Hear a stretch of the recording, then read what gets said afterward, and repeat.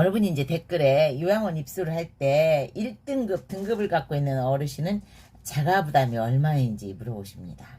자세한 거는 요양원 측에 물어보셔야 되겠지만 보통 이제 기관은 일반인인 경우에는 20%를 부담을 하죠. 그러니까 270 몇만 원 중에 20%면 약 54만 원 정도 되겠죠. 그러니까 총 그 부담, 그러니까 요양원에서 받을 수 있는 입소비가 270 몇만 원이란 말이죠. 그 중에 이제 80%는 국가가 보조를 해요. 그리고 20%만 개인 부담이란 말이에요. 근데 그것만 내는 게 아니죠. 뭐 식대 이것저것 내야 되니까 토탈 개인 부담은 60만 원 내외에 되지요. 근데 이런 경우에는 어르신들이 그러니까 사회복지 혜택을 가장 못 받는 이라고 해야 되나요? 어쨌거나 자기 뭐 요양원에 입소하실 때는 이미 자기 재산은 다 처리가 돼 있으니까 기초연금 즉 노인 65세 이상은 누구나 받는 그 35만 원 정도를 받는다고 계산을 하면 그 어르신들을 상대로 말씀을 드리는 겁니다. 35만 원을 국가에서 받을 수 있잖아요. 재산 있는 분은 그것도 못 받는다니까요. 20%만 물론 내는 건 똑같지만 국가로부터 35만 원 정도를 못 받으시니까 오롯이 60만 원을 뭐 자기 부담, 자기 재산에서 헐거나 뭐 자식들이 부담해야 되겠지만 일반적으로는 35만 원 정도는 국가에서 기초연금 즉 65세 이상은 받으신단 말이죠. 그러니까 65세 이상 받는 그 돈하고 자식들이 십시일반 부담을 하면 뭐 25만 원 정도 부담 못하진 않겠죠. 물론 그 이상 부담을 또 하게 되겠지만 어쨌거나 이제 그 어르신들이 요양원에 입소를 하시면서 개인 부담금은 20%라니까요. 근데 그럼 외등급은 어떻게 되냐? 외등급은 요양원에 입소할 자격이 안 돼요. 요양원에 입소를 하려면 입소기관에서 따로 또 등급을 받으셔야 돼요. 그러니까 입소기관에서 받는 게 가장 빠르고 안전하니까 그런 것도 받아보시고 혹시 어르신에게 재산이 없고 나는 정말 경제적으로도 힘들어. 우리 어머니에게 10,000원도 보내줄 수 없는데 나 혼자거든 이라고 하신다면 엄마를 안타깝긴 하지만 독립변수로 해서 그러니까 기초생계 지원을 받을 수 있도록 해서 기초생계수급자는 100% 국가가 또 부담을 합니다. 불효가 아니에요. 내가 부담할 수 없는 어르신을 내가 부담한다고 해서 있는 것보다는 그래도 요양원에 입소해서 국가가 책임지는 게 사회복지의 가장 1순위 책임은 국가입니다. 그리고 사회죠. 지역사회죠. 그리고 가족이 책임져야 돼요. 가족이 다 책임질 수가 없어요. 요즘에 시대가 어떤 시대인데 나 먹고 살기도 바쁘잖아요. 그런데 이제 어르신들을 또 굳이 내가 책임진다라고 하면서 경제적으로 어려운 어르신들이 기어 들어가고 기어 나오는 집에서 그냥 기초연금으로 굳이 그렇게 사시게 하시는 분들도 많아요. 또는 이제 자기가 그 노가다 다니면서 가다가 매일 일 있는 게 아니라니까요. 어쩌다 한 번씩 버는 돈으로 어머니랑 같이 근근히 살아가는 자식도 많아요. 자식도 65세 이상이니까 정말 둘이서 물론 나오면 한 70만 원 나오겠죠? 그렇게 받아가지고 또 근근히 사는 분들이 있던데 그러지 마세요. 어르신들은 그래도 기관에 입소하시는 게 새끼 식사 다 차려 드실 수 있고 받아 드실 수 있죠. 그리고 똥 싸고 오줌 싸면 다 요양보사들이 챙겨주시죠. 또 속상하다고 울면 또 요양보사 선생님들이 뭐 음료수라도 하나 갖다가 드리죠. 그러니까 정신적인 위로를 받을 수도 있고 물론 이제 양단이에요. 어떤 어르신이 요양원에 입소했을 때 뭐 가진 것도 없고 별로 나눌 것도 없고 또 성격도 고약하다 그러면 주변 어르신들한테 미움을 받죠.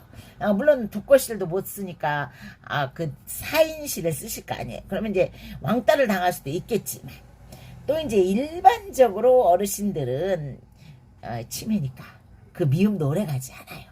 그래서 저 노인네 불쌍하다는 생각 사람 본성은 그러잖아요. 착한 것도 있고 나쁜 것도 있지만 그 태어날 때는 꽝일 거 아니에요. 거기서 이제 사회 속에서 쌓여진 본성이 있기는 하지만 그래도 선한 본성이 있으니까 가끔 가다가 저 노인네 불쌍하다라는 생각을 먼저 하지요. 그러니까 그렇게 해서 조금씩 쌓아지는 인맥이 또 하나의 그 소사이어티를 만들고 요양원이라는 그 자기가 적응된 생활 공간을 만들더라고요. 이제 이건 극단적인 이야기를 하는 건데, 좀 여유로우신 분들도 부모님을 요양원에 맡기시면 이제 60 몇만 원이잖아요. 그 중에 이제 그 내가 부담해야 될 그 경제적인 부담, 그런 것들을 감안해 보시고, 정말 그게 나는 형제도 없고 나 혼자 다 부담해야 돼, 또 우리 어머니는 기초연금도 안 나와 라고 하시면 재산 좀 처분하게 하시고, 또 기초연금이 안 나올 정도로 돈을 잘 버는 자식이 있다면 그 자식에게 그 법적 청구라도 하시고, 어르신들이 그래도 기관에 들어가는 게, 어떤 어르신들에게는 일반적으로 이 세상 살아가시면서 스스로 겪어야 될 장애물이 많잖아요. 장애물이. 가다가 차도 그렇다니까요. 차가 저만큼에서 와요. 우리가 길을 가다 보면 로드킹 있죠. 그 짐승들이 가끔 차에 치여 죽어 있잖아요. 그게 왜 그런지 아세요? 짐승들은 차의 거리와 나의 간격을 구분을 못하죠. 가늠을 잘 못하잖아요. 그래서 그런데 나이 드신 어르신도 마찬가지예요. 차가 저만치 오는 것 같아. 근데 사실은 차가 아주 근접해 있거든요. 차의 속도가 느리게 오는 것 같아. 근데 빨리 올 수 있거든요. 왜냐하면 이제 노인이 되면 감각이 무뎌지니까 몰라요. 엊그저께 이제 제가 치매 어르신이 자기 얼굴에 상처 난 것도 모른다고 했잖아요. 노인이 되면 피부 껍질이 얇아진다는데, 얇아지긴 하죠. 그런데 우리가 뜨거운 접시 냄비 딱 들을 때 뜨겁다는 생각을 별로 못하지만 애들은 어때요? 뜨겁다라고 느끼죠. 근데 우리는 뜨거운 거, 아이고 이까짓 게 뭐 뜨겁다고 그래, 냄비 들잖아요. 감각이 무뎌져서 그래요. 피부 껍질은 약하고 상처도 쉽게 나는데, 그래서 화상 입는 경우도 많죠. 감각은 무뎌졌으니까 이게 뜨거운지 찬지 잘 모른단 말이죠. 차가 저만치 오는지 이만큼인지 오는지도 모르고, 눈이 오면 미끄러운지도 모르고, 넘어지면 그때는 늦는 거죠. 그러니까 기관에 입소하면 요양원들에게 그 많은 보조를 국가가 하잖아요. 때문에 이제 개인은 그래도 부담이 없죠. 한국은 참 그런 게 잘 돼 있어요.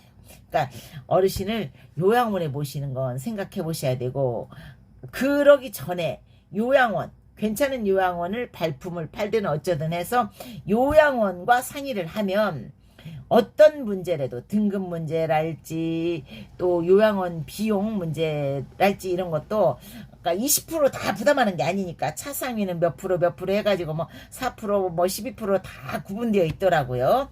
그러니까 그런 것들을 또 확인해 보시고 하셔서 웬만하면 혼자 감당하지 마시고 요양원에 모시는 것도 답이 될 수 있고 현명한 선택이 될 수도 있어요. 그러니까 저는 그렇게 생각을 해요. 요양원에 모시는 게 정말 다 바쁘잖아요. 근데 굳이 내가 모셔야 된다, 나를 희생해야 된다, 부모님이 나를 이만큼 키워주셨는데 내가 희생해야 된다, 내 인생도 소중한 것이죠. 부모님의 인생도 물론 소중하지만, 그리고 그 부모님이 사실은 요양원에서 아직 그 살아계실 날이 많은데 적응하시고, 자식 그 밑에서 억지로 살아가는 것보다 나을 수 있다라는 거 한 번 더 생각해 보시길 바라면서 오늘 방송을 했어요.